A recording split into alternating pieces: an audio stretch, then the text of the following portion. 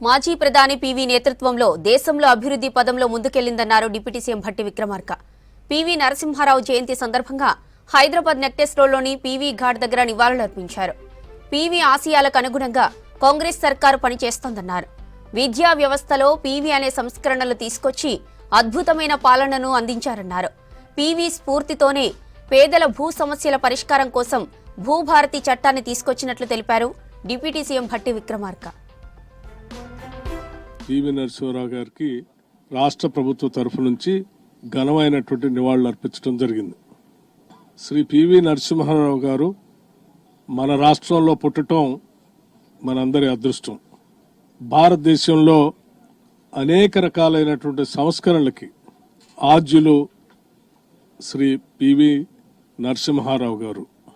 రాష్ట్రంలో వారు మంత్రులుగా పనిచేసినప్పుడు కానీ, లేకపోతే ఈ ఆనాటి ఉమ్మడి రాష్ట్ర ముఖ్యమంత్రిగా పనిచేసినప్పుడు కానీ, వారు విద్యాపరంగా కానీ సామాజిక పరంగా కానీ తీసుకొచ్చినటువంటి అనేక సంస్కరణలు ఈ సమాజానికి పెద్ద ఎత్తున ఉపయోగపడ్డాయని చెప్పడానికి ఎటువంటి సందేహం లేదు. భూ సంస్కరణలకు సంబంధించి ఆనాటి ప్రధాని శ్రీమతి ఇందిరాగాంధీ గారు తీసుకొచ్చినటువంటి ఆ సంస్కరణల్ని ఆనాడు ఈ రాష్ట్ర ముఖ్యమంత్రిగా పెద్ద ఎత్తున భూ సంస్కరణల్ని అమలు చేసి సమసమాజ స్థాపన కోసం పునాదులు వేసినటువంటి గొప్ప పరిపాలనాధ్యక్షుడు శ్రీ పీవీ నరసింహారావు గారు.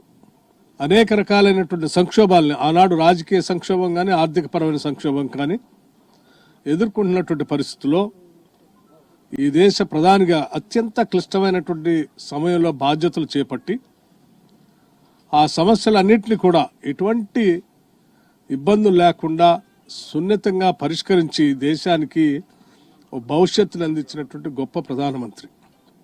పరిపాలనా పరంగా ప్రజాస్వామ్యయుతంగా భారత రాజ్యాంగాన్ని అమలుపరిచే ప్రక్రియలో భాగంగా ఎప్పుడు కూడా వెనకంజ వేయకుండా దాన్ని తూచా తప్పకుండా అమలు చేయడం కోసం వారిలో ఉన్నటువంటి సంఘ సంస్కర్త బయటకు వచ్చి ఒక రాజకీయ నాయకుడిగా కాకుండానే ఒక సంఘ సంస్కర్తగా కూడా పాలనలో చట్టాలు తీసుకొని రావటం ద్వారా ఈ సమాజంలో అనేకమైనటువంటి మార్పులకి నాంది పలికినటువంటి ఒక గొప్ప మహానుభావుడు మన రాష్ట్రంలో పుట్టడం మనందరి అదృష్టం.